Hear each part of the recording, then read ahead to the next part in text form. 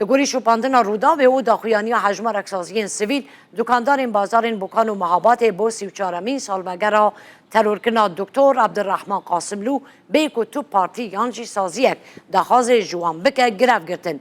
ایرو 34 سال بسر ترورکنا دکتر عبدالرحمن قاسملو سکرتری حزب دموکرات کردستان ایران را درباست بکو لباجر وینا پایتخت نمسا دما دانساندنان لگل نونرین کمار اسلامی ایران ده حاتا ترور کرن.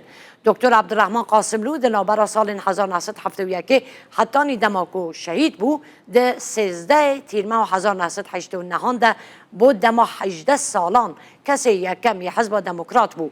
عبدالرحمن قاسملو لگونده که نزیکی باجار اورمیه لروجلاد کردستان جدایک بو لورمیه تهران پاریس و پراگ خوندیه دکترا ده زانست آبوری ده ورگرت بو.